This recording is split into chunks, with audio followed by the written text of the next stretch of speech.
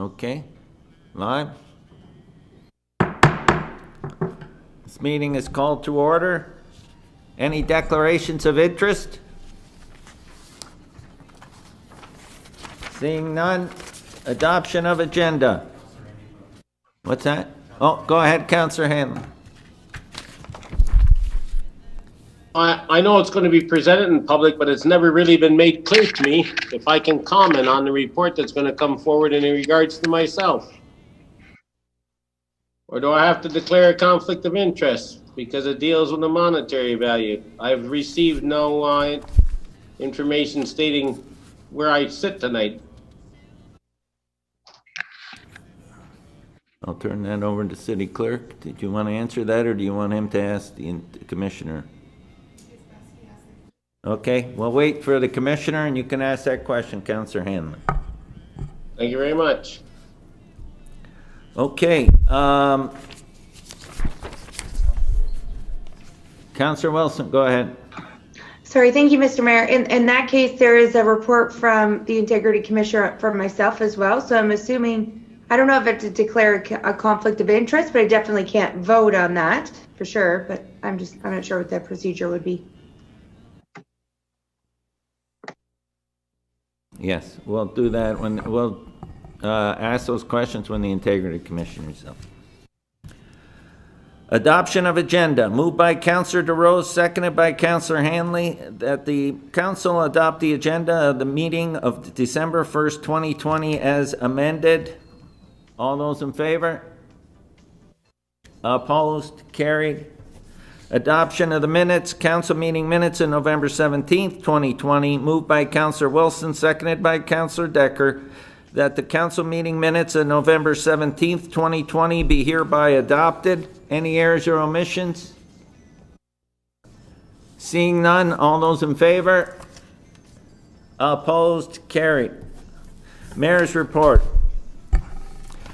The One Thorold virtual prayer breakfast was held on Tuesday, November 24th. This was the third year running for this important community event. Reverend Ken McQuarrie was the guest speaker, and the theme was a caring community. I was joined by Councillors Neal, Sentence, and Decker. Thank you, Pastor Terence Shilstra, for organizing this year's event, as well as Hilda Vanderklip, the prayer breakfast MC. I was a guest speaker at the South Niagara Chamber of Commerce Mayor's Falls Update Series on Thursday, November 19th. Thank you to John D'Amico, Chair of the Niagara Board of Trade and Commerce, for arranging this, and Executive Director Dolores Fabiano for the invitation. This was a virtual event due to the COVID-19 pandemic. On Wednesday, November 18th, Regional Councillor Whalen and I attended a very small presentation ceremony for Elio's Foot Comfort Center at their Pine Street Shopping Center location. This was to present certificates to Rob and Mario DeFelice to recognize 50 years in business and service to the community. It all started back in 1970 when their father Elio established Elio's Shoe Repair, which has grown and diversified into Elio's Foot Comfort Center. On behalf of Thorold City Council, congratulations. On Saturday, November 28th, we formally cut the ribbon to signify the completion of the Front Street Revitalization Project just in time for the holiday shopping season. In attendance from the city were Councillors Decker, Neal, Hanley, DeRose, and Sentence, CAO Manoj Dawaria, Economic Development Manager Marco Marino. As well, MP Vance Badaway from Thorold Tourism, Susan Moran, Special Events Committee, Sebastian Socio Marandola. Thank you to the BIA Chair Serge Carpino, all executive members, and all business owners who attended. Special thanks to our Director of Public Works and Community Services, Jeff Holman, Manager of Engineering, Sean Dunsmore, and their staff for coordinating this important project, as well as Peters Construction Group, the project contractor.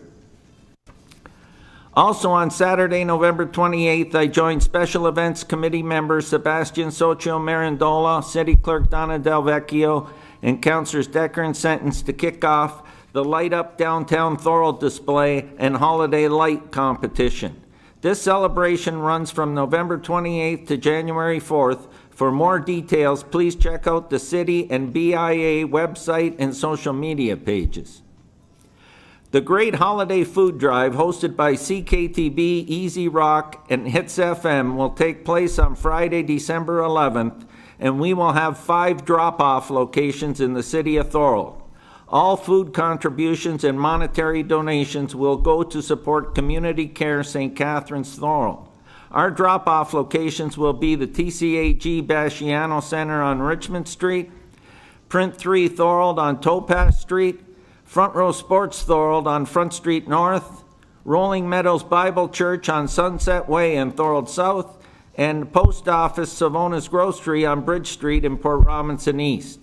All councillors who can volunteer that day, please let Carrie know your availability. Front Row Sports and the TCAG are the preferred volunteer locations. Once again, as we continue to fight the spread of COVID-19 during the second wave, please follow the recommended safety protocols. The more close contacts people have, the more COVID-19 is likely to spread in our community. And that's the end of my mayor's report. I have civic recognition. I have Councillor Kenny up to talk about the St. Vincent de Paul Christmas campaign. Okay, because of the COVID-19, things have changed with it this year. We're still doing the St. Vincent de Paul through community care, and we have 12 families. All 12 are from Thorold. We're buying food and gifts for. If anybody would like to donate toys or gift cards from Big Red or Foodland, you can give me a call. My number's on the website, city website. Gifts of $50 or more will receive a tax receipt from St. Vincent de Paul. And I know it's trying times. There's a lot of people that are hurting. Everybody's hurting. Some are hurting a lot more. So if you can help, that's great. Remember, it's through community care, and all 12 families live in Thorold. Okay, so appreciate your help if you can. If you can't help here, help somewhere else. Thank you very much. Thank you, Councillor Kenny. Up next, presentations. Up we have John Mascarin and Daria Paragodova from Aird and Burles LLP, City of Thorold Integrity Commissioner. The Integrity Commissioner report regarding Code of Conduct complaints 2020-01 to 2020-08.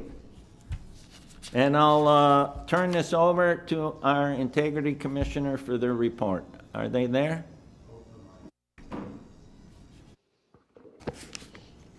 Thank you, John and Daria. Good evening. And I'll turn the floor over to you.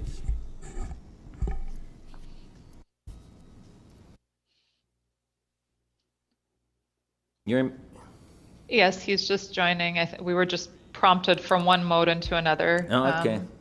If you don't mind, just one moment, please. Thank you, Mayor.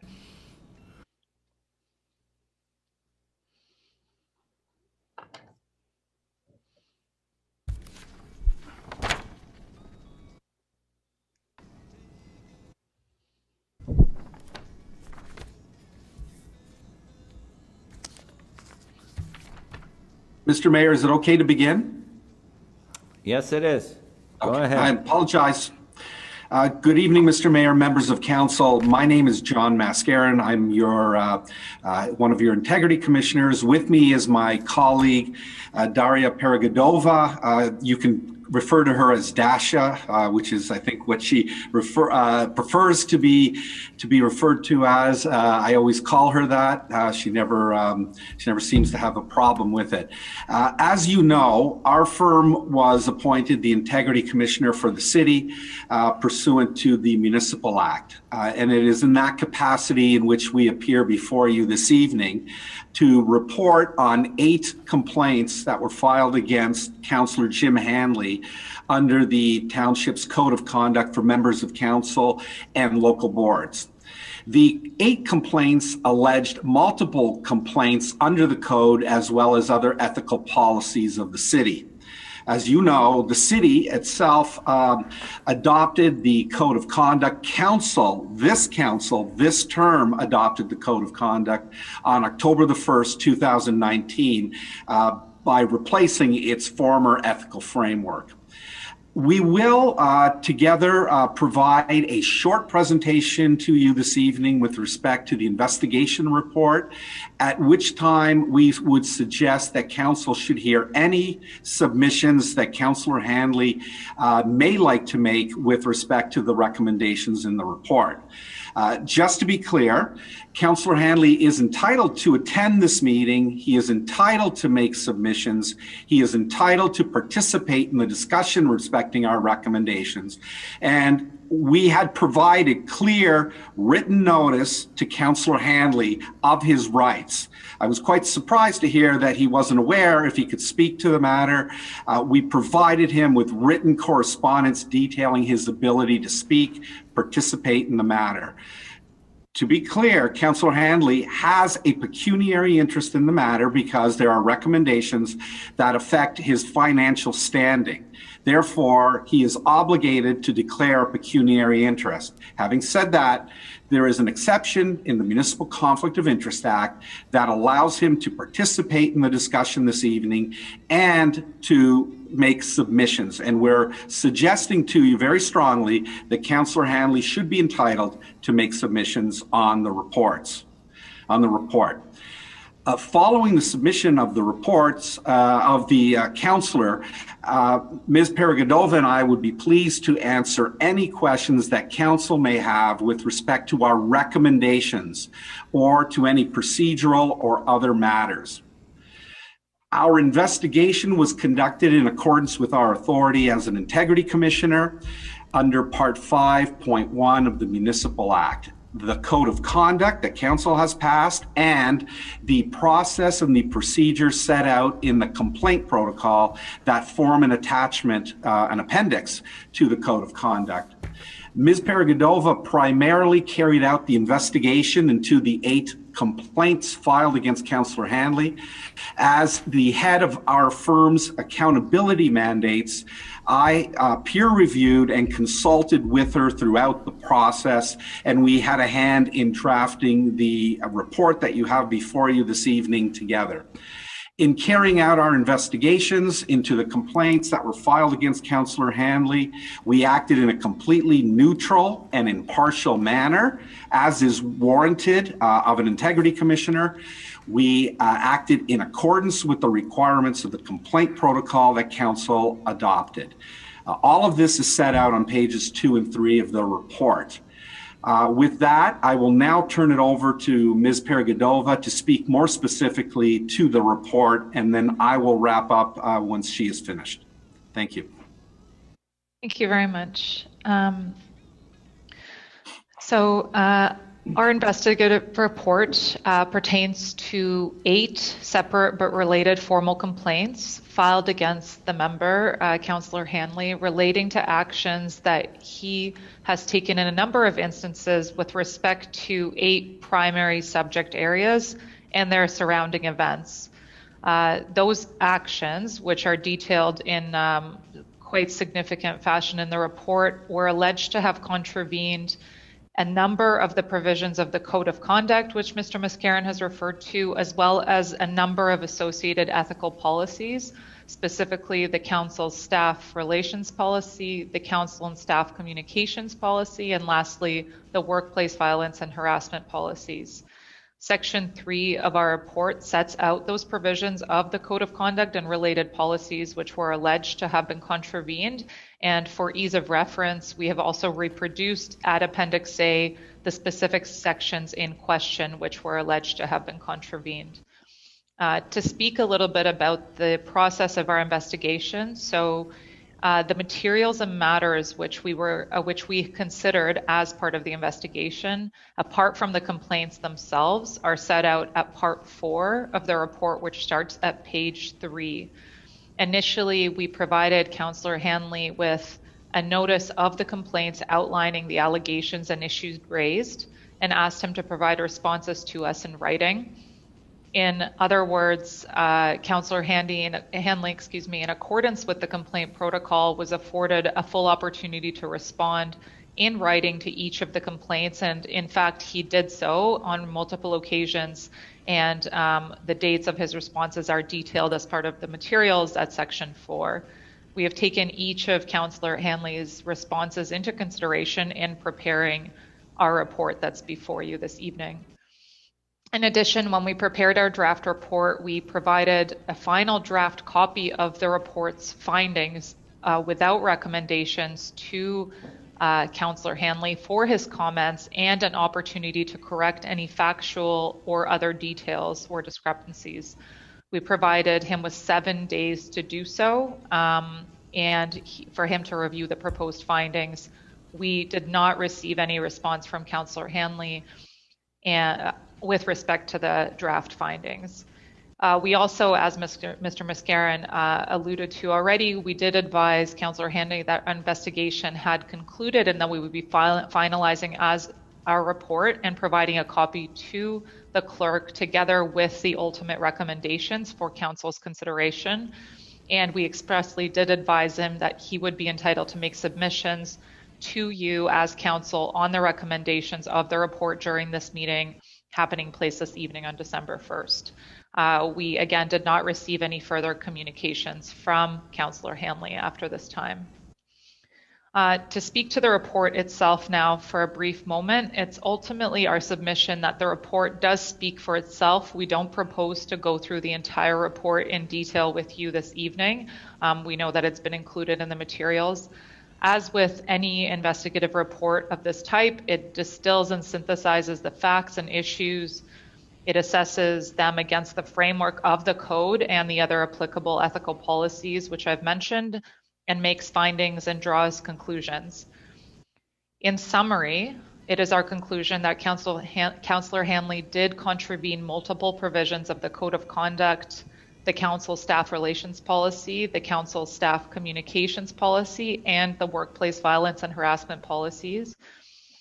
The multitude of those contraventions are set out in detail throughout the report, but are summarized very specifically in Part 8, which is at pages 31 to 33.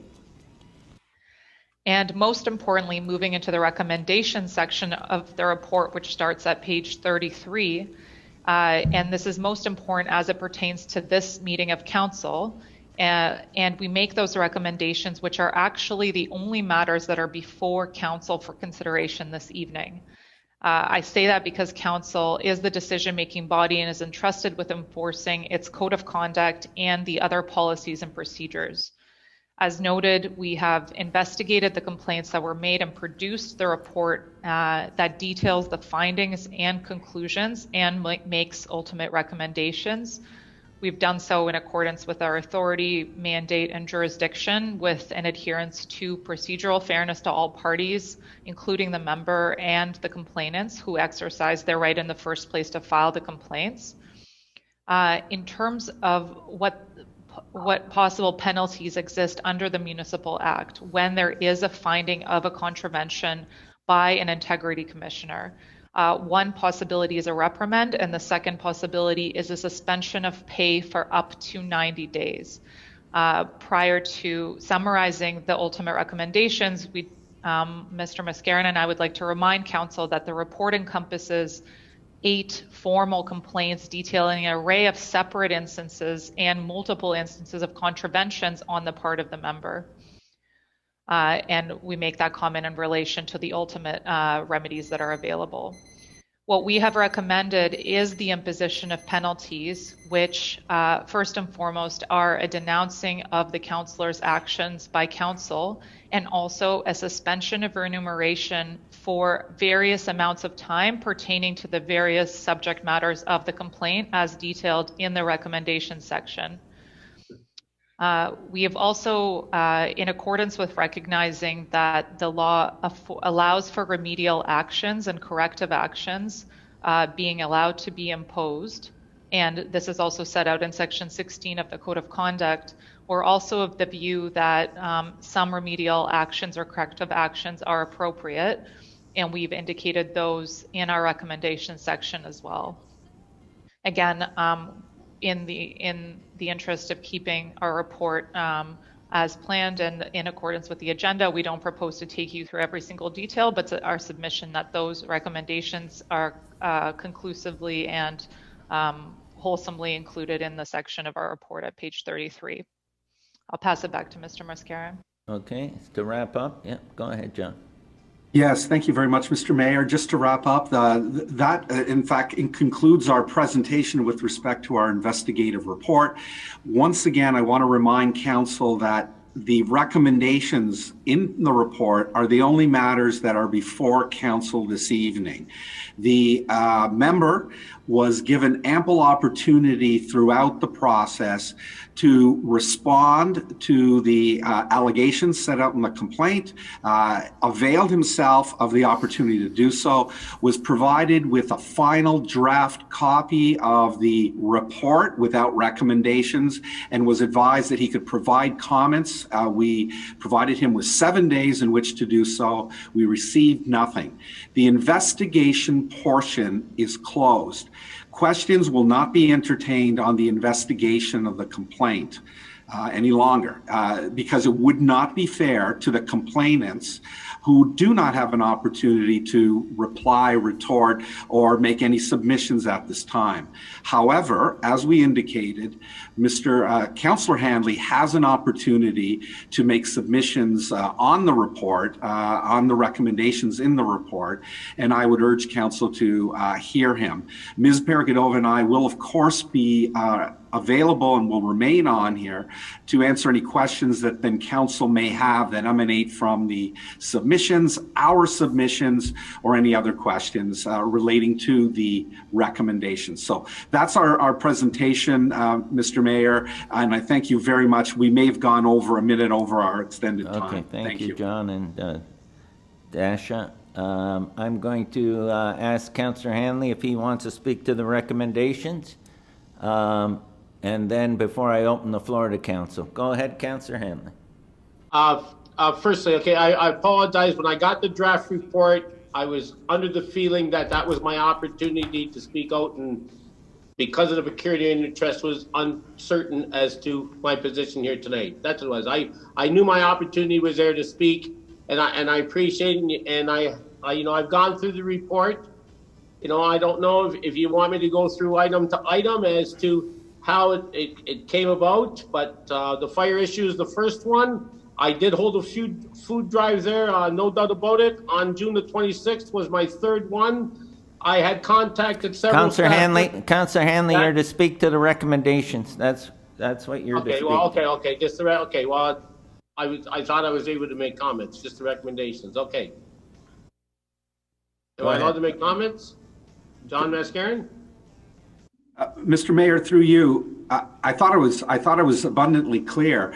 The opportunity to make comments on any factual All right, issues. I was just going to say, just in regards to in the fire department issue, then yes, I did hold a food drive there.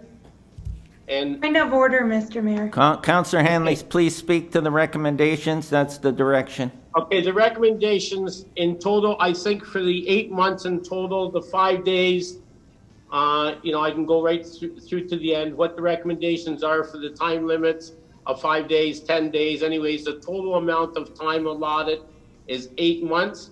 I think that's excessive amount of time of pay for me to be subjected to it at this time. As far as the recommendations go, I did, make those comments, and no doubt about it. But as far as the recommendations go from the Mr. Mascarin, then I know that's what I can speak on, and I had the opportunity before, is that I think 8 months is severely harsh. I guess I can't comment what I may have done in the community in the past, and I can only comment on the recommendation. So, I'm like stuck between a rock and a hard place. I know where I stood. I was given ample opportunity, I know that. And I guess it's before my fellow council members that decide that whether or not, after 17 years of service, I'm deserving of 8 months suspension of pay. And that's all I can say. I can only speak on the recommendations. I just feel that it's excessive. Yes, I'm at wrong. Obviously, it's been found that way. But to the extent that I'm being punished, I don't believe that's fair and is quite excessive. You know, I bring up my personal life.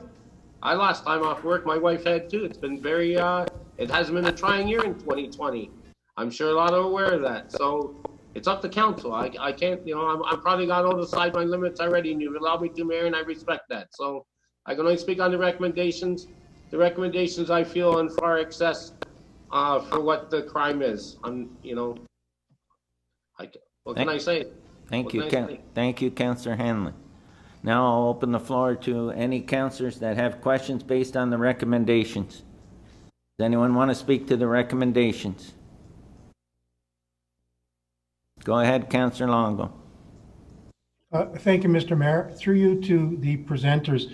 Am I only allowed to talk on the recommendations? Can I ask a few questions regarding the process?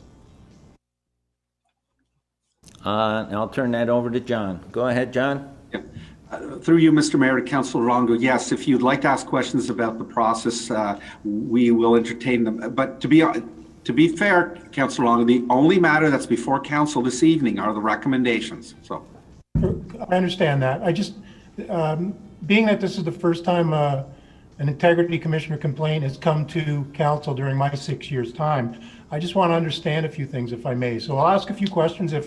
If you can't or don't want to answer, that's fine. I just want to understand. You said there were 8 complaints. So were there 8 complainants? Through you, Mr. Mayor, there were 8 complainants, 8 separate complainants. So 8 different people complained? Mr. Mayor, through you, there were 8 separate complainants, 8 separate people. So, okay, so total of 8 people. Perfect. And I think I know the answer, but are they anonymous complaints, or does council or does Councillor Hanley have the right to know who's filed a complaint against him? Yes. Mr. Mayor, through you, the complaint protocol is very clear that the identity of the complainants will be protected. Unless it's imperative for the member to be able to defend or respond to the allegations, the identity of the complainants will remain confidential. That's true for most systems, complaint systems. The Integrity Commissioner framework is no different. The complaint protocol says very clearly that there's no obligation to disclose the name of the complainants. I do not believe Councillor Hanley even did ask who the complainants were.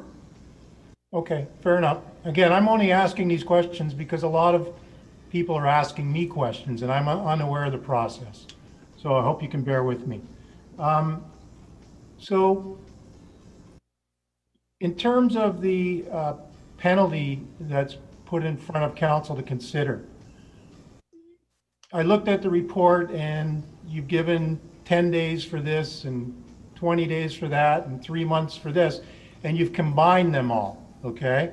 So he's getting, I guess, what a layman would refer to as consecutive sentences here for what he's done. There's no opportunity to make one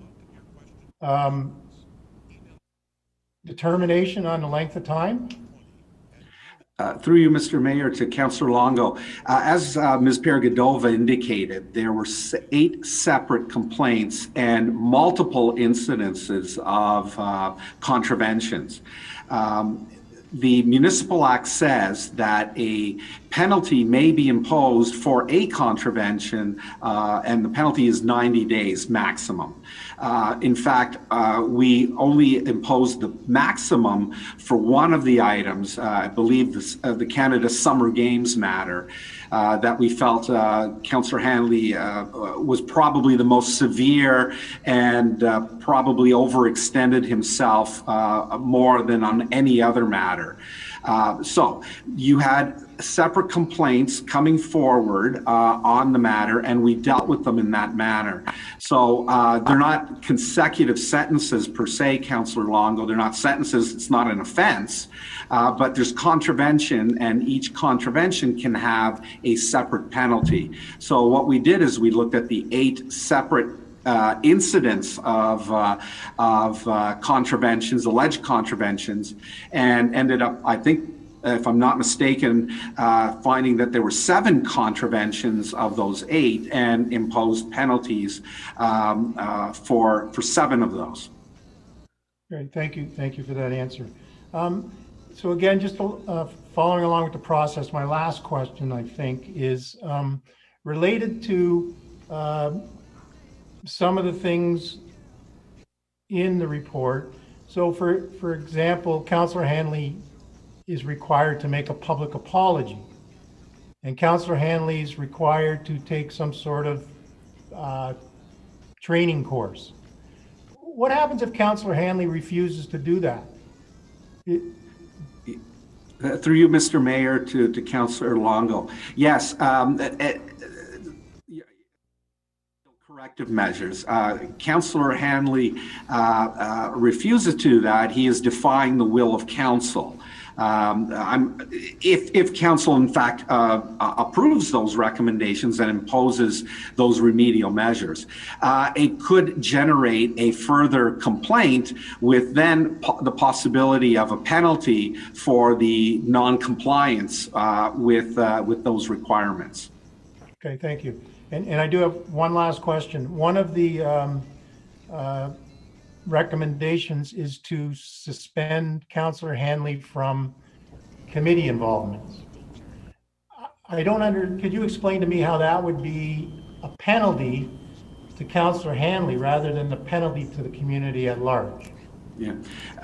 Through you, Mr. Mayor, Councillor Longo, it's not a penalty, so I just want to be clear. It's a remedial measure. One way that we thought that would have some, and the whole point of having a remedial measure is to seek to repair the harm or to prevent any further injury going forward or any further damage. And so one of the things that is in your code itself, and that many integrity commissioners have recommended, us included, is to limit the contact that a member may have with staff, and to stop the harm going forward. We have no authority, and council has no authority to preclude Councillor Hanley from attending council meetings, but other meetings, he's an invitee because he may be appointed to those committee meetings. So we thought it was one way to prevent any future occurrences, at least insofar as public meetings with committees is concerned. So that's where the connection comes from. Okay, thank you very much, and thank you for the very well put together, detailed report. Appreciate it. Thank you. Okay, is there any questions regarding the recommendations? I got Councillor Kenny. Well, I only have one question on the report itself. The eight months penalty. First of all, can I put a motion forward, or am I? Right now, we're doing questions. You can put a motion when we're done questions, please. We're doing questions right now on the recommendations. Okay, can I ask a question after the motion is put forward? Yes, you can. Okay, I'll withhold my question. Thank you. Councillor DeRose, you had your hand up. Did you want to ask a question on the recommendations? Through you, Mr. Mayor, I just wanted to kind of make a comment. Is that proper about the recommendations, in my opinion? No, you need to ask questions on the recommendation. If you want to make comment when we bring the motion forward, then you can. Councillor. Can I make a comment on anything in the report at all? No, on the recommendations, Councillor. Thank you. Any further questions? Go ahead, Councillor Neal. Just a quick one on the recommendations. So we as a council can change these recommendations, for instance, from 90 days to 60 days, or in that manner? Yes, Mr. Mayor, through you to Councillor Neal. Yes, the recommendations, members of council, are only that. You have not delegated the authority to us to impose the penalties. We are only making recommendations based on our findings, our conclusions, and quite honestly, our experience with these matters. So they are, but I want to be clear, they are only recommendations. Council is free to not accept them at all. Council is free to amend them, and council is free to change them. Thank you. Any further questions on them?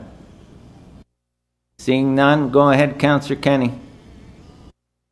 Yeah, I would like to put a motion on the floor that the Integrity Commissioner's report regarding Code of Conduct 2020-01 to 2020-08 be received and the Integrity Commissioner's recommendations be endorsed.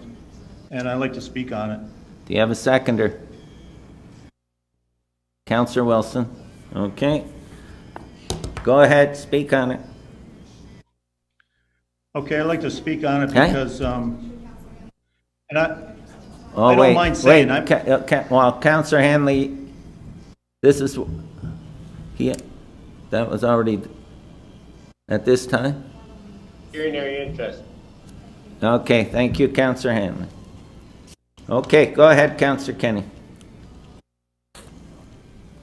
yes, and I'm supporting this unbiased outside report because the people of Thorold elected 8 councillors, a regional councillor, and a mayor to represent them. We all take our jobs very seriously. We've had many votes in the last 2 years, and even in the last couple of months, where I was the only one that voted against something. I did not go on Facebook or anywhere else and go against what the other councillors said. It's a democratic vote.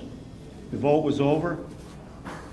I feel that Councillor Hanley must understand that you cannot berate fellow councillors, staff, and the mayor just because you have a difference of opinion. We are all here for the people. We were elected by a majority of the people, and that's the democratic way.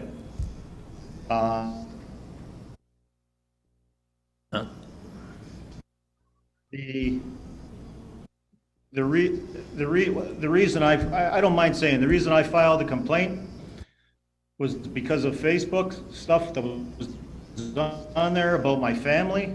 I personally ran for this position. My family did not. Okay, I Councillor. contacted Councillor Hanley and asked him. I can't speak on that or no? Just speak on the motions to the recommendations. Please stick to that. Okay, I'll leave it at that. Thank you. Does anyone else want to speak to the motion on the floor? Councillor Wilson. Thank you, Mr. Mayor. The reason I'm supporting that we implement these recommendations is because we as a council have appointed an integrity commissioner, and I believe it's our responsibility to allow them to do their job and to accept their recommendations. I don't see how changing them or not accepting them would do justice for our staff, for council, or the public, or how we're seen as a city. I think there's been a lot of offensive things that have occurred. I think it's our responsibility to not only protect each other, but our staff. And I do believe that if we weren't to accept these recommendations, that there would be many more legal actions taken against us as a city, and I don't think it's fair to put those obligations or costs onto the taxpayers of Thorold.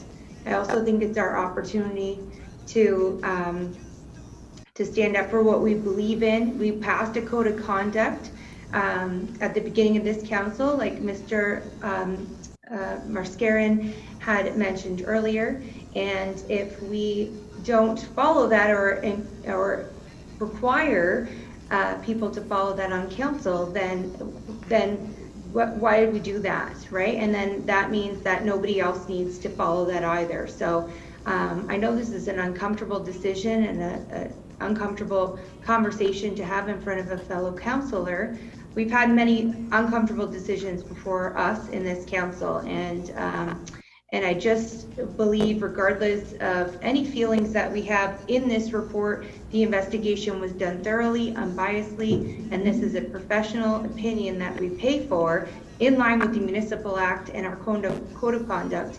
And it would be not fair to the city again, our staff or this council to not take their recommendations seriously. I'm not here to be a lawyer or an integrity commissioner, so I'm not about to question and modify their recommendations. That's their responsibility. They're the professionals that we hired, and so I am in support of this. Thank you. Thank you. Does anyone else want to speak? Councillor Decker. Thank you, Mr. Mayor.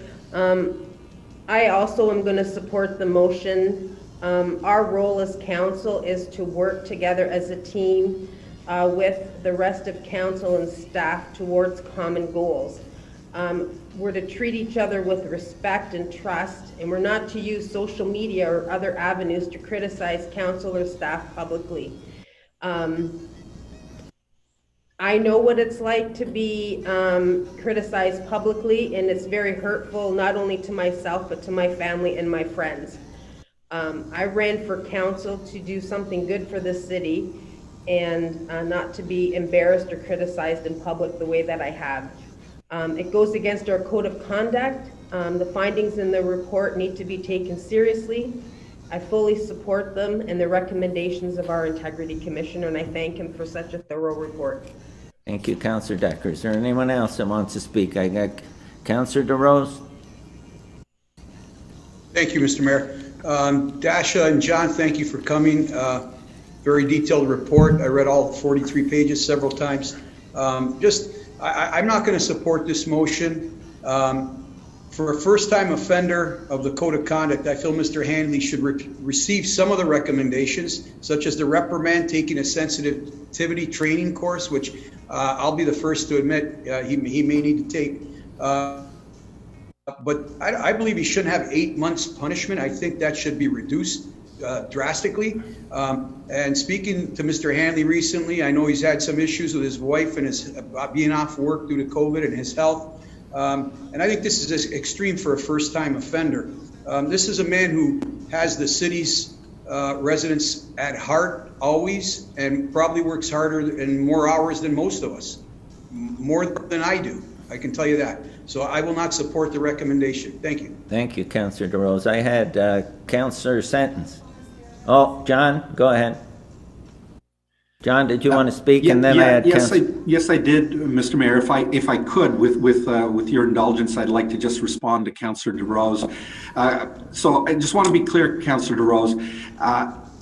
Councillor Hanley was not a first-time offender. If you read the report and you indicated that you did, he contravened the code multiple times, a multiplicity of times. There's a litany of contraventions. It wasn't one offense. So I'm sorry, I just can't agree with that. And Ms. Perigodova and I were very clear. I think in his heart, Councillor Hanley means well. And we've said his efforts are just misplaced, and the way he handles himself, that's what we were critical of. And it was just repeat offense over and over and over again.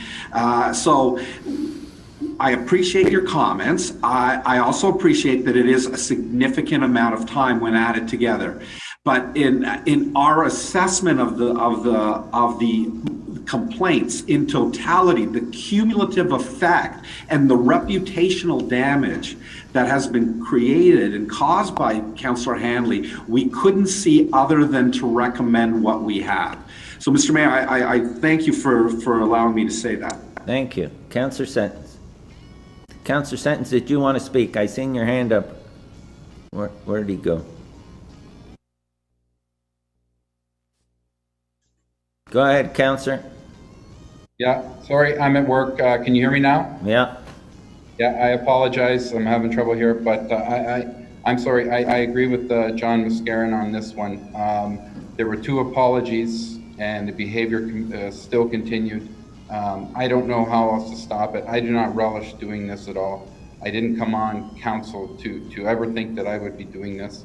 I don't relish this role, but we have to protect staff, our council, our fellow councillors, the reputation of the city. And there was multiple times to just stop this behavior, and I wish it would have. But I don't see any other way clear but to support this motion. Thank you. Thank you, Councillor Sentence. Councillor Neal. Thank you very much, Mr. Mayor. I'm very disappointed in Councillor Hanley. I've been on council with him for a long time. And I've been on previous councils where I basically was on the short end of the stick, you could call it. But I never, ever came out and chastised staff or other councillors regarding their particular point of view. And a leader doesn't do what you have done. And I'm just going to leave it at that. Thank you. Is there any further questions before we call the vote? Or any further comments? Go ahead, Councillor Longo. Thank you, Mr. Mayor. Again, I'll say it was a very well-written report. I do not condone the actions of Councillor Hanley. I've spoken with him many times, and we've had conversations, and I told him he needed to watch the way he brings things across. Mr. Mascaron just said it. He believes Jim Hanley has a good heart, but he doesn't bring things across properly, and I agree with that. I agree with most of the report, just not the extent of the recommendations. I think 8 months' pay is too much, and I'll give you my reason why. If this was any other employee of the city of Thorold, they would be brought through different progressions to get to this point. And I understand he is a repeat offender, but this is his first time in front of the Integrity Commissioner. I believe he needs something. I just don't believe he needs 8 months. I think it's excessive. I think he will continue to work for the community. But again, no other employee at the city of Thorold, even ones in the past that may have done things far worse than this, have never received punishment like this. Any employee in any major corporation would not have this done to them. So that would be my reason for not going with the entire recommendation. And again, I'd cut it back somehow, but it doesn't sound like there's an appetite for that, so I just wanted my point made clear. Thank and you. again, Thank you. taking Councillor Hanley off committees is detrimental to the people of Thorold.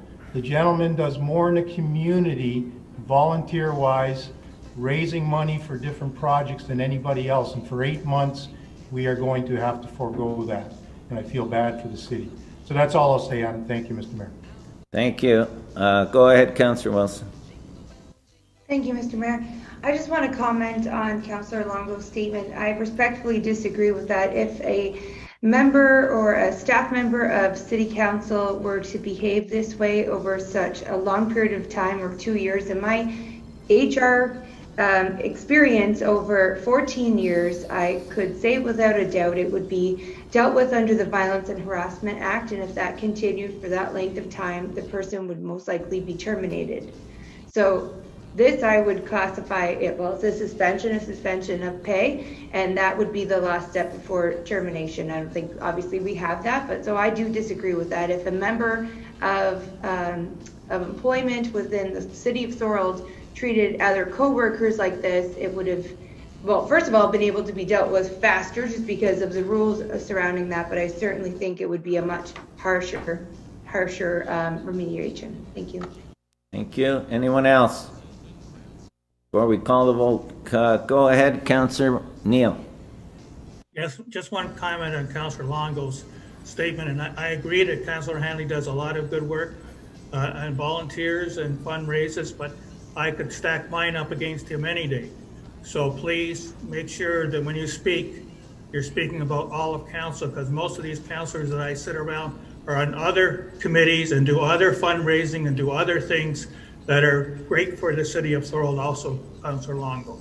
Thank you. Councillor Kenny. Yeah, can I get a recorded vote when we Yes. vote? Yes, you And I can. have one question, or two questions on this. After the vote, and Councillor Longo alluded on it earlier, what is the process if the Facebook stuff continues and the rest of the penalties are not adhered to, what is the process going forward? And I'll get John to answer that. Yes, Councillor Kenny, this is that is a question that that does come up. So there's a punishment, and and the punishments are relatively limited in the Municipal Act, and many have said that they're actually toothless. If it happens again, I suppose the next thing would be for another complaint to come in. Someone may file a complaint, and we would have to look at it yet again at greater expense to the municipality. So I know it's not a great answer for you, but it's the only practical answer that I can give to you. Thank you.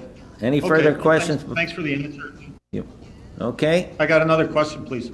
go ahead. Thank you for that question. Now, on the flip side of it, on the positive side of it, what if Councillor Hanley does follow through with the process and everything's good and Facebook? After 6 months, do we have the right after 6 months to put a motion forward that after 6 months that we can reinstate his pay? Go ahead, John. Yeah, Mr. Mayor, through to Councillor Kenny. I suppose it would be open to council to do that, provided what your procedural bylaw may say about reopening a matter that's already been decided. But I suppose if you comply with your procedural bylaw, yes, you could say, okay, enough already. It seems like it's acted as a proper deterrent, and it looks like there's going to be compliance going forward. So no point in continuing on. That would be open to council, again, subject to your procedural bylaw. Okay, Councillor Kenny, and our procedure bylaw and reconsideration would be 2/3, correct? Okay, thank you.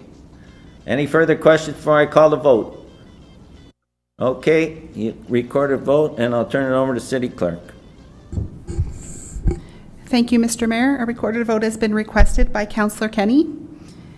If you are in favor of the recommendations contained within the Integrity Commissioner report, when I call your name, please say in favor. If you're opposed, please state opposed. Councillor Kenny. I'm in favor. Councillor Wilson. In favor. Councillor Sentence. In favor. Councillor DeRose. Opposed? Councillor Longo.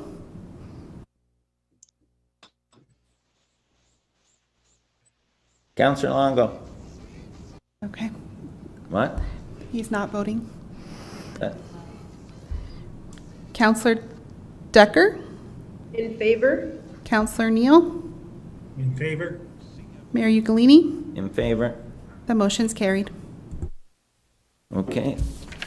So now we have to move on to, John, are you going to report on the next phase? Yes, I will, Mr. Mayor, but very briefly. Okay, and so this is the Integrity Commissioner's report regarding Code of Conduct Complaint 20-09, MCIA Application 2020-10.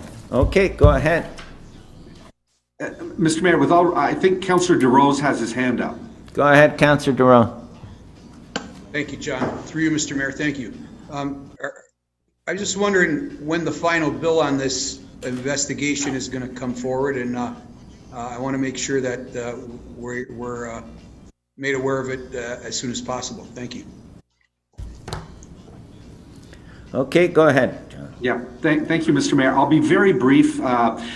This is a little unusual. I received a complaint together with an MCIA application.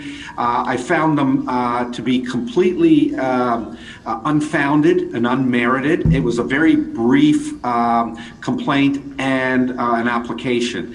Normally, Mr. Mayor, members of council, what I would do with something like this is I would write back to the complainant / applicant and indicate you've not even met any standard of reasonableness for me to proceed with it, and I'm going to dismiss it outright. I was almost going to do that and then decided to give the complainant / applicant an opportunity to clarify what they had intended. So I took that extra step. I wanted to be fair to them and indicated that I had some unease with what had been submitted because it didn't seem to meet any kind of threshold for an investigation. Gave the person an opportunity to clarify. I got back a response the same day, which quite honestly did not clarify anything. Again, I would have dismissed it outright, except members of council, there's an odd provision in the Municipal Act that says if you have an MCIA, a Municipal Conflict of Interest application, I actually have to provide reasons that have to be published. And I think what that means is I have to provide a report. So what I did is I provided a report. It's very brief, and it finds no fault at all with Councillor Wilson. She did not do anything wrong. I've said that in the report, and I would have dismissed it outright and terminated it and not even spent the time, except that the Municipal Act requires me to report on the MCIA portion of it. So what I did is combine the report, put it all into one, and you have it in front of you. There is no contravention found, therefore council doesn't have to do anything with it, but I wanted to speak to it just to explain why you have this odd report and why you're not being asked to do anything. Councillor Wilson, by the way, does not have a pecuniary interest because there is no recommendation, so she did not have to declare a pecuniary interest on the matter. Thank you. And that's it, Mr. Mayor. Does anyone want to speak to that? The recommendations there that it be received and filed, but does anyone want to speak on that? I need a mover and a seconder for that. I got a mover, Councillor Neal, and a seconder, Councillor Decker. That the Integrity Commissioner report regarding Code of Conduct Complaint 2020-09 and MCIA Application 2020-10 be received and filed.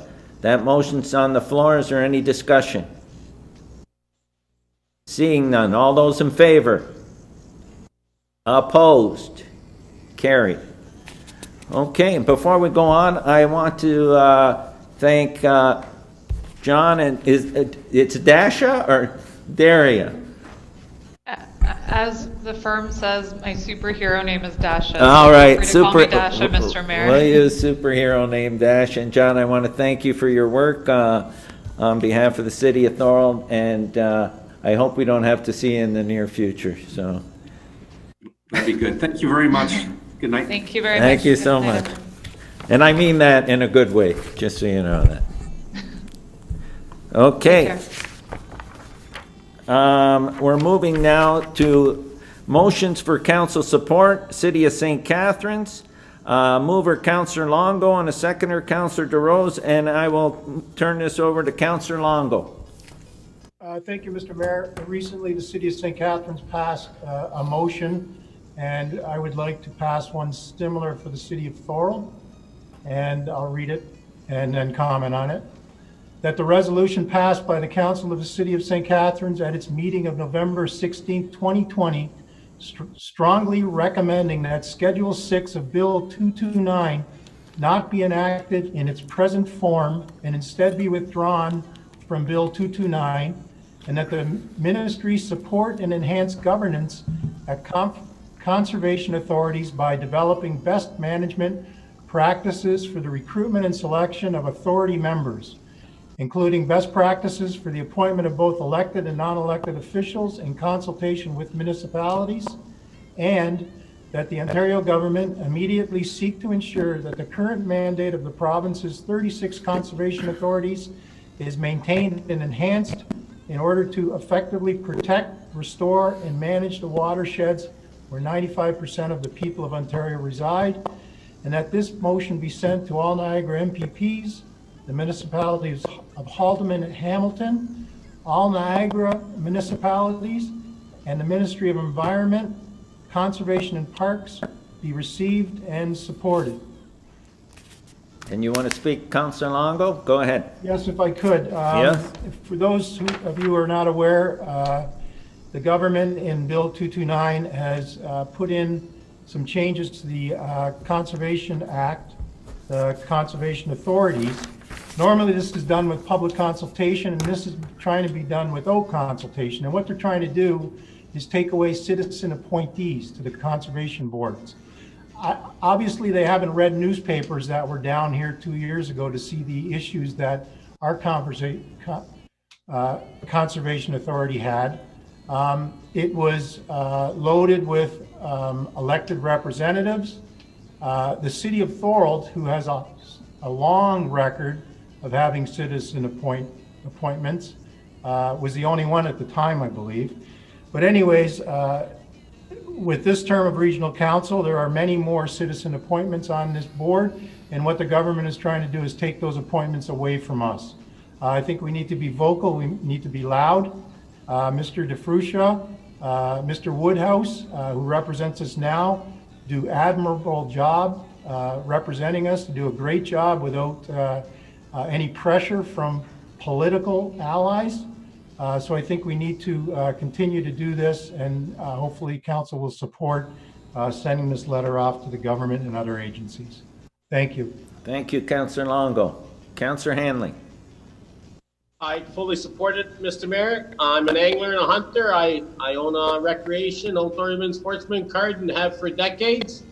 And as Councillor Longo had mentioned, the work that Mr. Mickey DeFruscia has done for the last 25 years, just being recognized for that, and having Mal Woodhouse on the NPCA with his extensive knowledge and commitment to communities as far and wide, and just the impact itself that it will have maybe on wetlands, because this could be a push to allow development to get rid of marshlands that have been created by several conservation clubs and assets to preserve such. So, you know, it could be detrimental down the road, and I support it 100%. Thank you. Anyone else? Okay, it's a very important motion, and I take it to a vote now. All those in favor? Opposed? Carried. And now I have Niagara Peninsula Conservation Authority, a move by Councillor Neal, seconded by Councillor Kenny, and I'll turn this over to Councillor Neal. Thank you very much, Mr. Mayor. It's something similar to what just passed, but it is a little different, and it's more of an overall situation that the province has put us in. And I'll just read a part of a letter from the Greenbelt Corporation, and it's from Linda Pym to Municipal Affairs and Housing Minister Steve Clark, and part of it is her resignation. And it states, your government's increasingly frequent use of ministerial zoning orders to bypass most of Ontario's highly regarded land use planning processes and policies under the Planning Act has deeply concerned me. With close to 30 ministerial zoning orders having been issued in the past 2 years, the case of the major Durham Live development in the city of Pickering, your October 30th news release rationalizes the MZOs issued on that date as promoting economic growth. However, the provincial land use planning framework requires that all relevant provincial policies be met for any proposed development. Complete destruction of the 22-hectare, 54-acre Lower Duffins Creek wetland complex, a provincially significant wetland, for the project of a Lone Star warehousing operation to be put on that developmental lands is flagrantly contravening wetland protection policies that have been well established in Ontario provincial planning documents for several decades.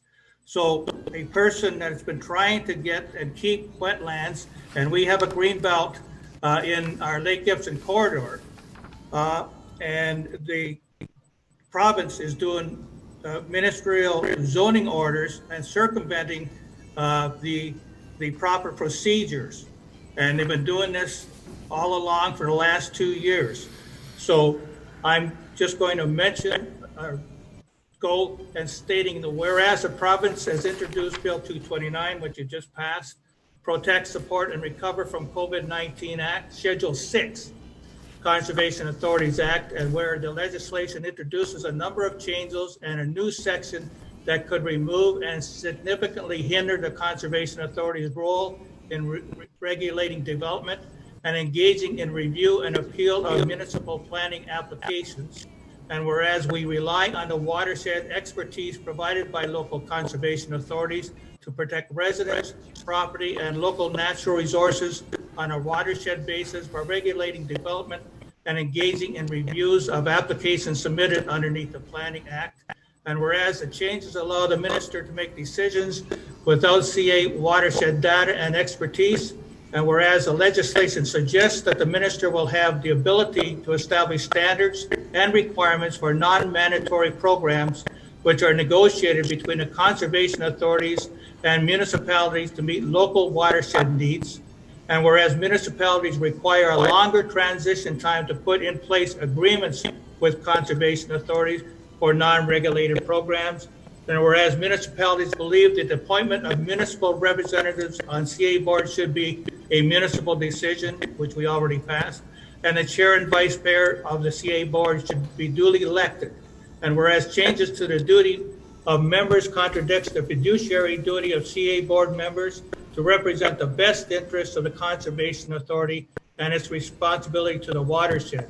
And whereas conservation authorities have already been working with the province development sectors and municipalities to streamline and speed up permitting the planning approvals through Conservation Ontario's Client Service and Streamlining Initiative.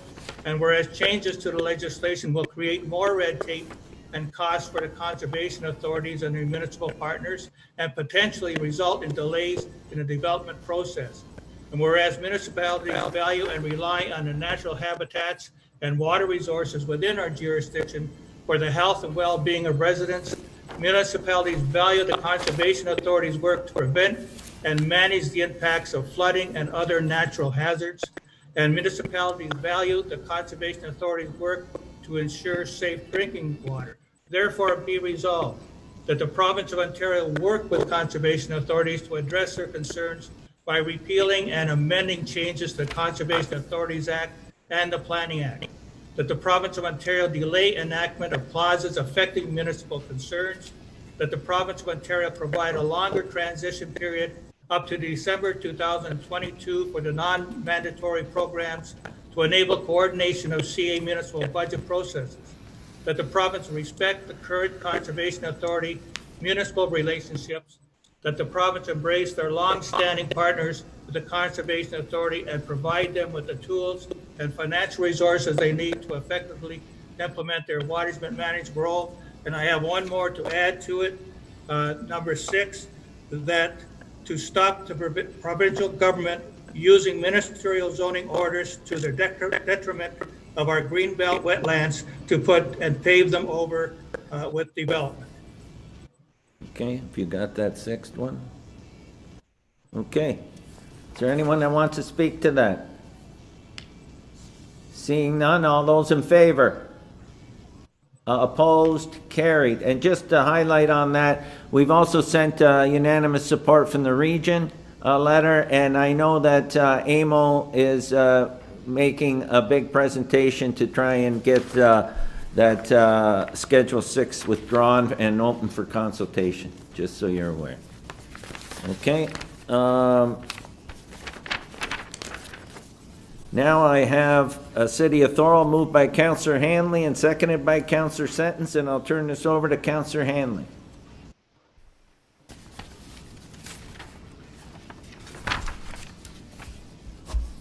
Thank you, Mr. Mayor. Moved by myself, second by Councillor Sentence, whereas Thorold City Council at its April 6, 2010 adopted the recommendation of Heritage Thorold Lacat that the John Brown House, municipally known as 205 St. David's Road, be considered for potential heritage designation in the future.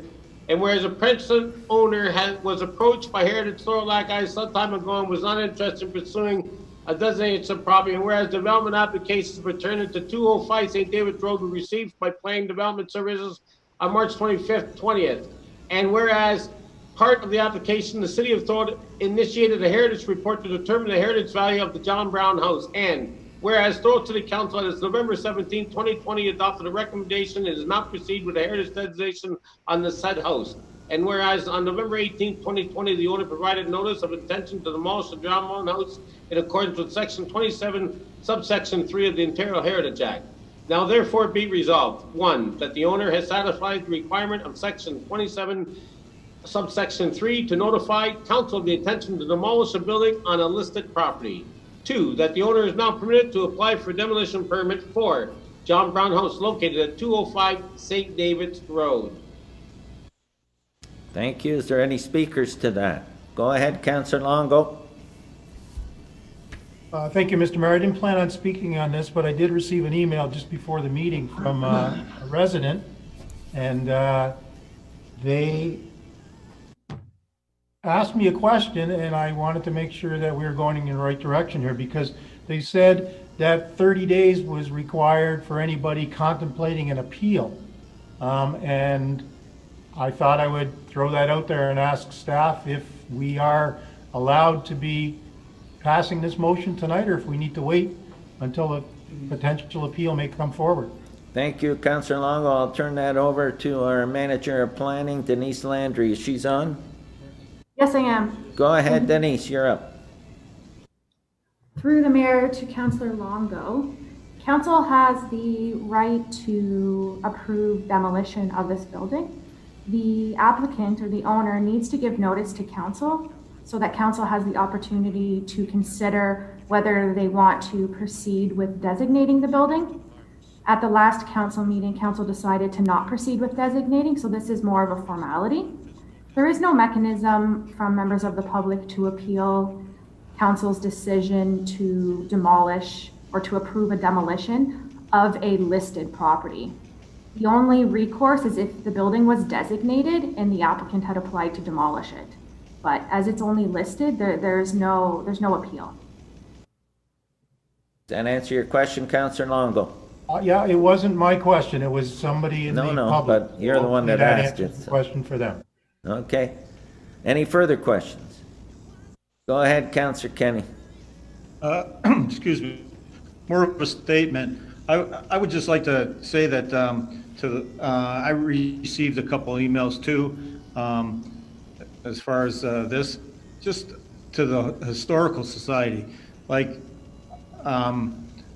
this was like a hostile designation, and you know what? Down the road, I'm not going to support any of those down the road neither. So I think if the society wants to designate houses, they should do it, and I will be on their side 100%. But if it comes something like this, hostile designation, I down the road will not support it either. Okay, that's all. Thank you. Thank you. Anyone else? Okay. All those in favor? Opposed? Carried. Motion to receive and file minutes or adopt recommendations of council, committees, and boards. Minutes to review for information purposes. Moved by Councillor DeRose, seconded by Councillor Wilson, that council receive and file the minutes of the committees of council local boards as presented. Anyone have any discussion or anything they want to put on that? Seeing none, all those in favor? Opposed? Carried. Minutes to endorse recommendations. Tourism Advisory Committee. Moved by Councillor Decker, seconded by Councillor Neal, that the motions contained in the Thorold Tourism Advisory Committee minutes of October 15th, 2020 be approved. Is there anyone want to speak on that? Seeing none, all those in favor? Opposed? Carried. Business Improvement Area Board of Management, moved by Councillor Senton, seconded by Councillor Longo, that the motion pertaining to the request for the downtown Wi-Fi and sound system equipment be housed at the Thorold Arena for easy access be received, and that staff be directed to prepare a report to council for consideration at a future meeting. Anyone want to speak to that? Seeing none, all those in favor? Opposed? Carried.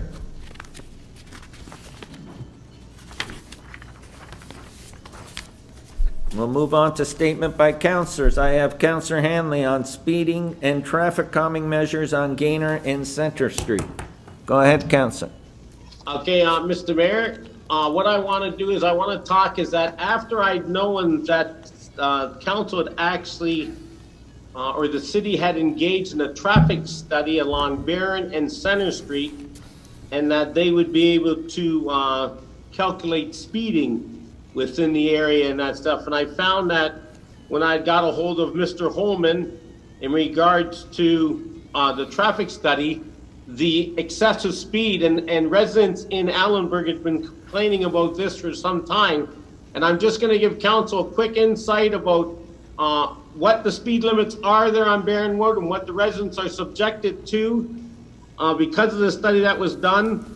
They done on Barron Road 2 studies. It's actually location 3, this one is.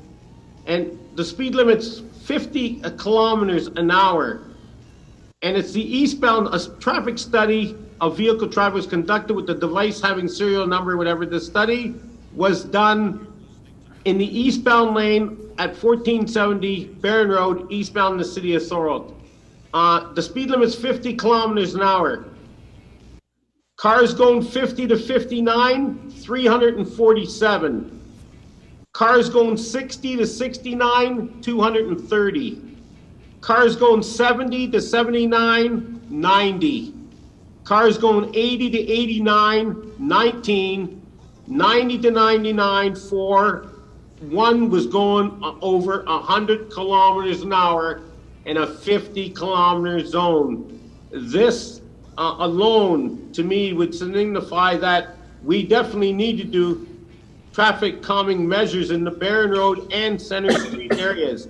If I can, for council, just to let council be aware that the second one, this is also, is that the speed limit in the second area is that 50 to 59 was 198, 60 to 69 was 266, 70 to 79 was 147, 80 to 89 was 27, 90 to 99 was 80, and 100 to 109 was 8. An 8 from 90 to 99. I've talked to Jeff Holman like this. I actually got the information from Jeff, knowing that there was a traffic study done out there. So I'm wanting, if I could, put a motion to the floor of council. I don't know if any other councils will support my motion. I'm hoping that they will.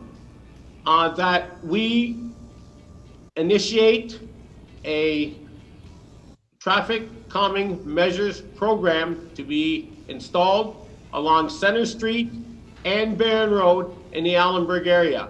It's a significant hazard. It's a shortcut for the Allenburg Bridge down Center Street. They done it all the ways. There's no stop signs there. I've talked to residents. You know, even if you put a 3-way stop, just some incline is on motion at Henderson and Center Street.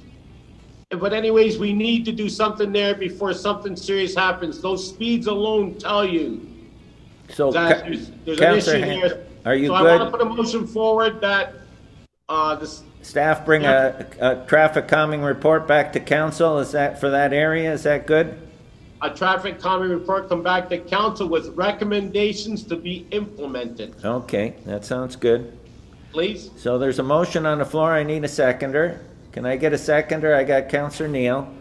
The traffic study report for Center and Barron come back to council with traffic calming recommendations. Am I correct, Councillor Hanley? Yes, Mr. Mayor. Okay, that's the motion on the floor, and Councillor Neal wants to speak to that. Thank you very much, Mr. Mayor.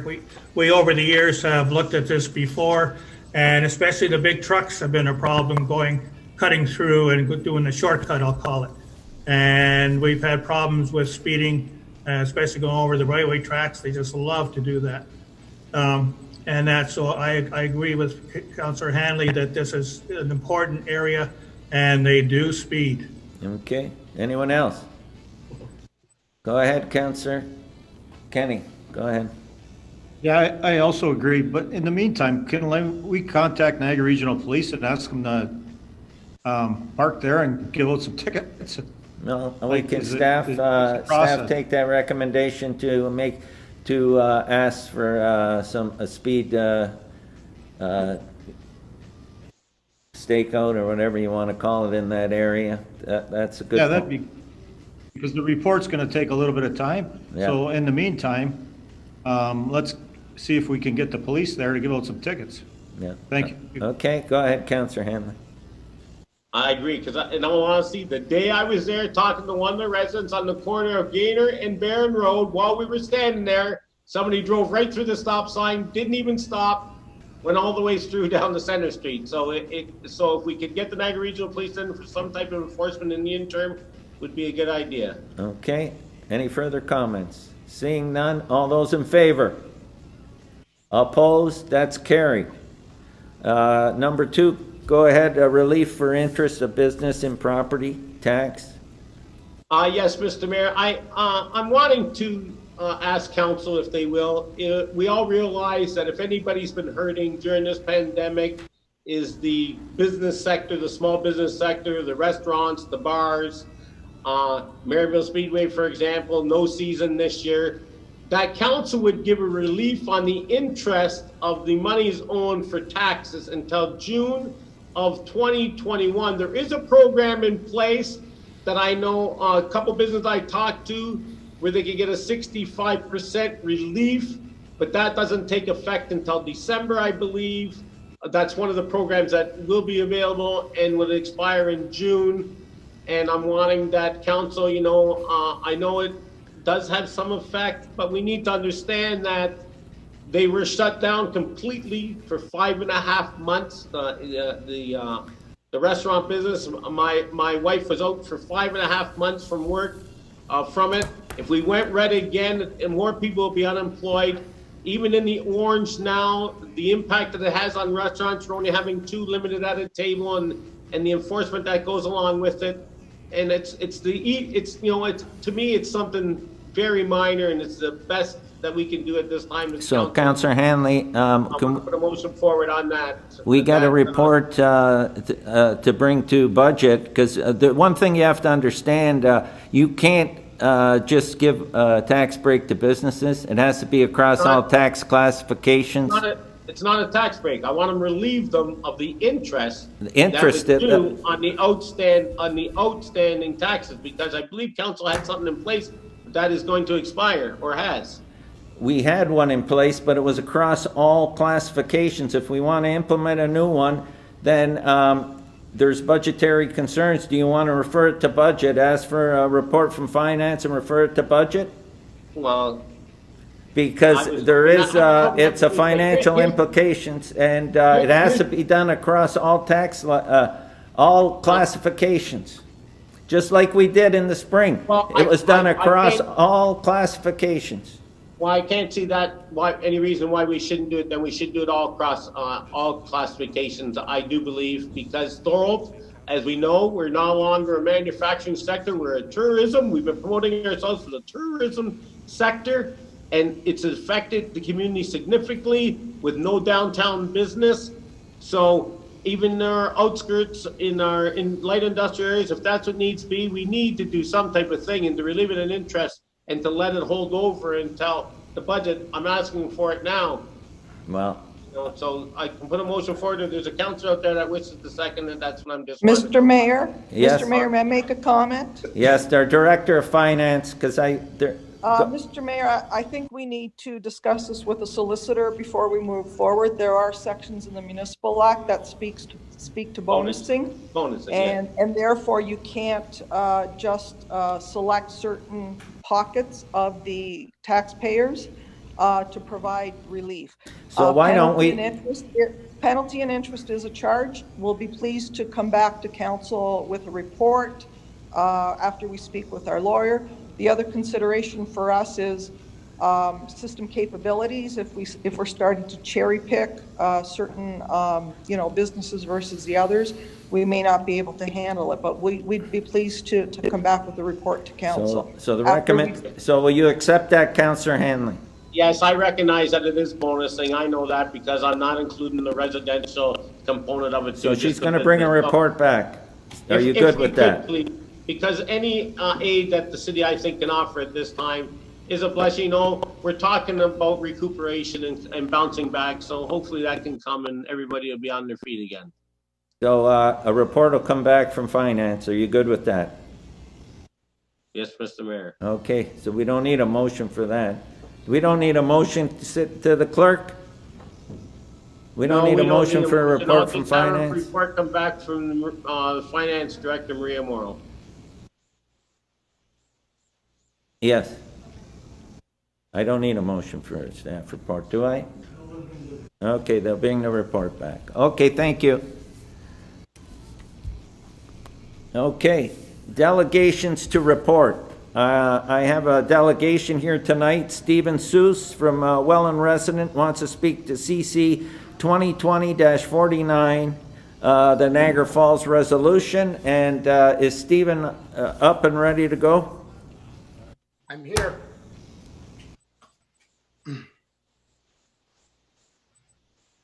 Yeah. Where? I can't see him. Can you hear me? I can hear you, but I can't see you. Is Okay. Is he? It's only giving me an option to speak on my platform here. Okay, so go ahead, Stephen. All right, thank you for your indulgence, Chair. Thank So you. tonight I'm here to present on the successful resolution at Niagara Falls City Council requesting Niagara Regional Council declare a state of emergency on mental health, homelessness, and addiction in this peninsula. For those of you who are just hearing from me for the first time, and you could have seen me, but hearing from me for the first time, I'm a social services worker, I'm a media host, and I'm a mental health advocate. That's who I am. I'm a former mayoral candidate down in Welland, and I went to Niagara Falls with this motion, and Councillor Campbell moved it, and it was a unanimous vote to support it because it's so important in this region. Now, let me start this presentation off with some numbers here. This year, from January to September, Niagara EMS reports 475 overdoses. That is up from 335 last year in 2019, from January to June. Currently, the statistics for homelessness are 625 homeless residences. Now, Thorold Council, 144 of those homeless individuals are children.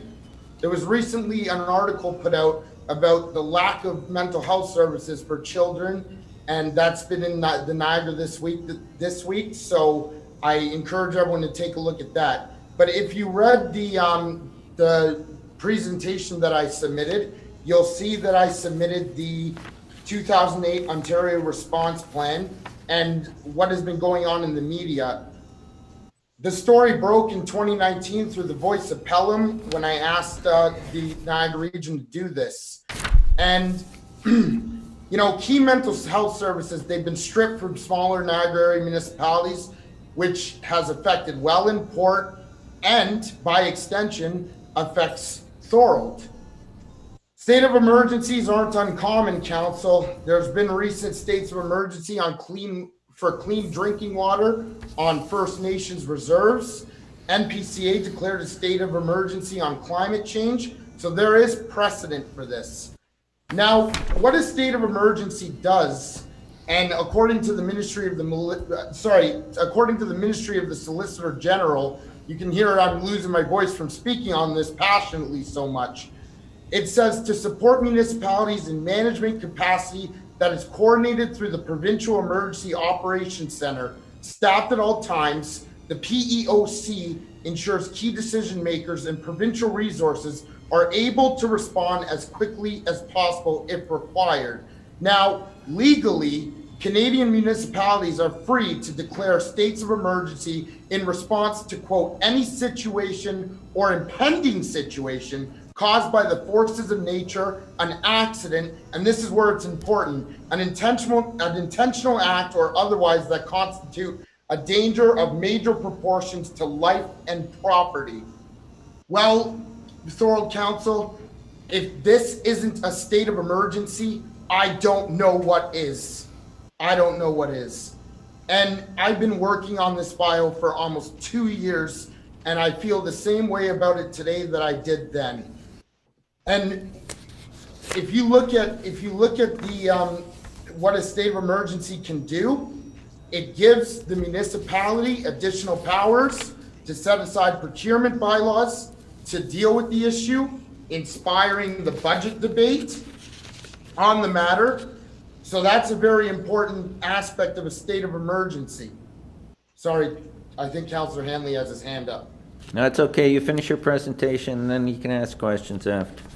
Okay, thank you. And so this is why it's important. And in the United States in 2017, after declaring a state of emergency, in 1 year, the federal American government, in 1 year, overdose deaths decreased by 5%, Council. I think it's important tonight to stand with Niagara Falls City Council and to stand with all the councillors in the Falls to support this motion requesting Niagara Region take immediate action. I mean, the province implemented a mental health plan, but it's a 10-year roadmap. People need help now.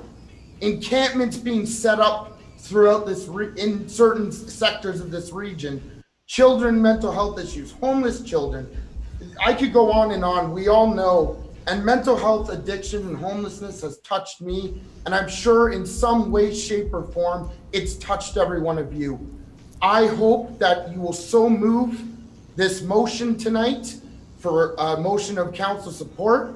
I would only ask for, I'm not a councillor, so I can't do it myself, but I only ask for an amendment to reflect 475 overdoses opposed to 335 because we got those numbers afterward.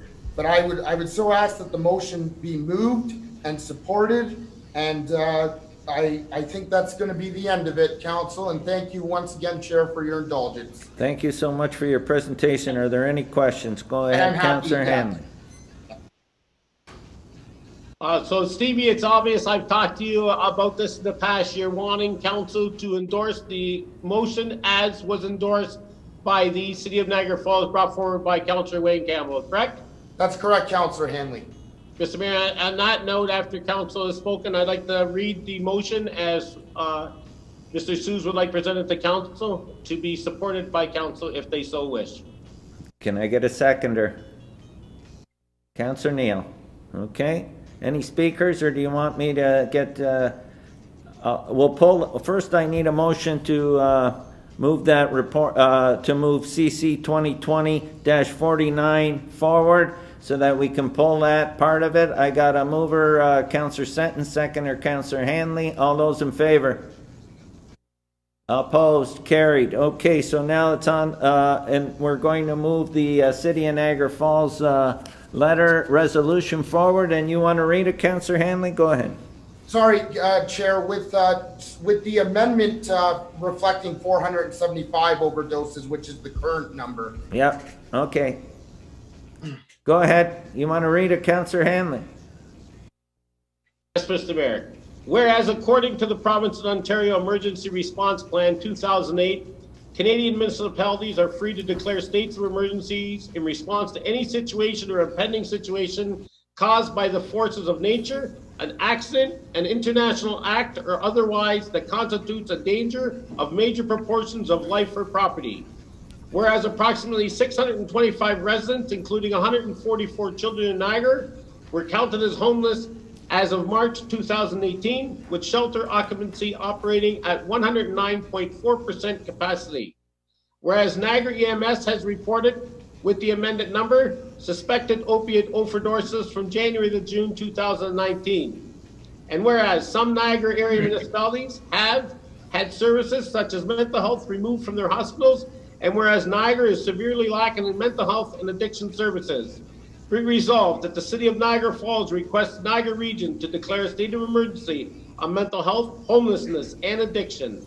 And furthermore, the Niagara Regional Council, Niagara Regional Public Health and Social Services, Premier of Ontario, the Provincial Minister of Health, Minister of the Attorney General, Minister of Children, Community and Social Services, the Minister of Municipal Affairs and Housing, and the Leader of the Official Opposition, as well as the Prime Minister of Canada and all regional municipalities, be copied on this resolution. So be it, Mr. Mayor. Thank you. Is there anyone that wants to speak to that? I got a mover and a seconder. Okay, all those in favor? Did you want to speak, Councillor Deal, or you're voting? No, I want to speak just on it. We have had a representative from the mental health sector at the library once a week before COVID started. I know that they haven't been there recently, so that's something we can look into. And I know that last year during the winter session that we had a lot of our unfortunate homeless people in our Battle Beaver Dams Park and along the canal. And unfortunately, one of our homeless persons did die from being asphyxiated and having fire. So it's an important thing that we have to do. I have a brother-in-law who has PTSD, so I know the mental situation that many people are going through. So I agree with Councillor Hanley and the presenter that we need to address this, and the reason is the place to have it addressed. Thank you. Okay, we're going to bring it to the floor. Go ahead, Councillor Hanley. Just to note, homelessness does exist in Thorold. Some may not realize it, but there are encampments in different areas of Thorold. I know that from the community grocery giveaways, where I tried to reach out to those individuals and have them come forward. So it's unfortunate, even today with this snowy weather, it's unfortunate that this does exist, and those people do need help, and a lot of them do have mental health issues. So we're only helping those that really need the help that can't be supplied otherwise, and by supporting this, to me, is the most humane and the right thing to do at this time. Okay, Councillor Sentence. Yeah, thank you, Mr. Mayor. Through you, Stephen, thank you very much for coming in and do this. This is a very important issue, and I can't support this more than anything else that comes our way. Thank you. Okay. Thank you, Councillor. So we got a mover and a seconder. Councillor Kenny, what? Go ahead, Councillor Kenny, you're up. Yeah, I would just like to say, Sentence was put a motion last year that's put something in the budget. I would like to also say to staff that I'd like to see something in the budget next year, some money toward this effort. Not just putting our hands up here to support this motion, but put some money toward the cause. That's it. Thank you. Okay. We have a motion on the floor, and I got a mover. It was Councillor Hanley. Seconder was Councillor Neal. All those in favor? Opposed? Carried. And I want to thank you again, Stephen, for your presentation. Thank you, Chair. I appreciate the vote, and tonight we have reason to celebrate. Thank you very much, Thorold Council. Thank you. Consent reports. Okay, so now we have the rest of the CC 2020-49 and the other reports. Is there anybody that wants to pull a consent report before we take that to a vote? I got Councillor DeRose. Go ahead. Through you, Mr. Mayor. Yeah, I just had to ask a question about 2020-63. And I think it would be to Mr. Holman or Mr. Dre, but it's in regards to, can they just explain what it means by complete, the number 6 on page 1 of the report? Sorry, I'm just getting it on my computer. Yep, go ahead, and I'll get our Director of Public Works and Community Services ready. Jeff, are you there?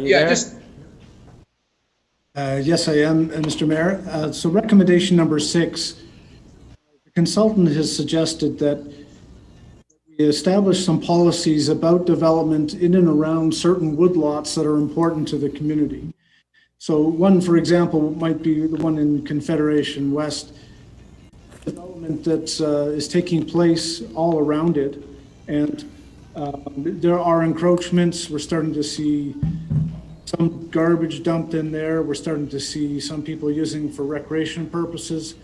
And so now that we've taken an inventory of them, it would be important now to establish setbacks, establish regular maintenance activities that could take place there, and then establish a regular program for going in and removing dead wood and other elements that might create or jeopardize the longevity of the woodlot.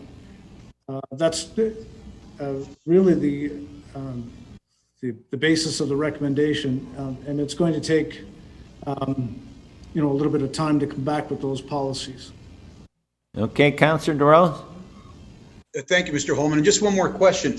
Is there a cost to these 6 recommendations yet, or have you been able to quantify it? Or even the 5 that we're going to implement immediately? 1 to 5, is there a cost associated with this yet at this time?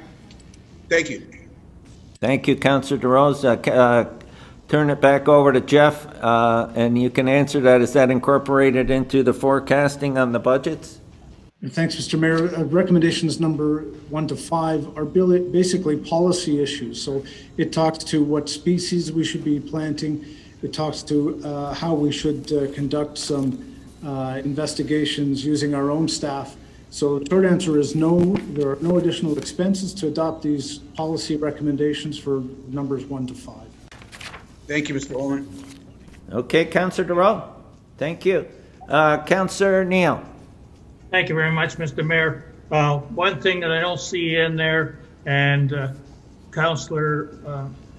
other councillor was talking about the cost, and I know that the federal government has a forest 50 million tree program starting the planting seedlings in 2007, and they are continuing to do that.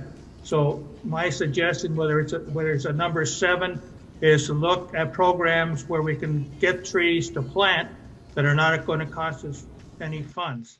So whether I want to put number 7 in there as looking at the federal program for tree planting and seeing if we can't get some of those trees to plant sooner than later.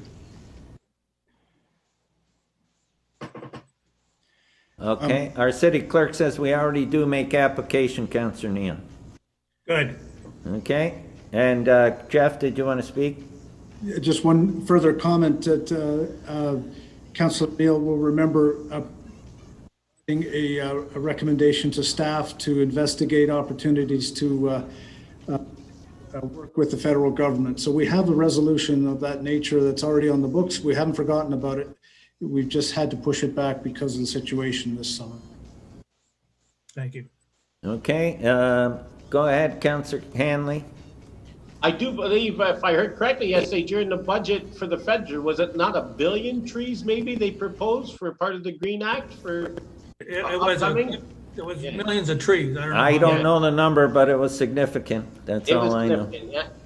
Okay, so is there anyone else on these consent reports? Because I'm going to move all the rest of them then, and the rest of the, so right now we're going to move PWCS 2020-63, the rest of CC 2020-49 other than the motion, which we passed, and CC 2020-50 and CC 2020-53. And I have a mover, Councillor Kenny, and a seconder, Councillor Neal. All those in favor? Opposed? Carried. Now we're going to move on to discussion reports. Up first, we have CC 2020-47, moved by Councillor DeRose and seconded by Councillor Neal. And I'll turn this over to our city clerk, Donna Delvecchio. Thank you, Mr. Mayor. The recommendation is that council appoint one individual who I had circulated to council in a confidential email yesterday to the Active Transportation Advisory Committee. Okay. Go ahead, Councillor DeRose. Thank you, Mr. Mayor. Being as the council rep on the committee, I strongly endorse the candidate. I think he would be an added positive addition to our through his experience. He is retired, so he does have time, and I think it would be a good fit. Thank you. Thank you so much. Anyone else? Go ahead, Councillor Hanley. Just seeing that it's on committees, will there have to be another presentation coming forward to council for someone to replace me on the Port Robinson East Community Center Board? I'll turn that over to City Clerk. Through you, Mr. Mayor, the Port Robinson Community Center Board's not currently meeting because of COVID.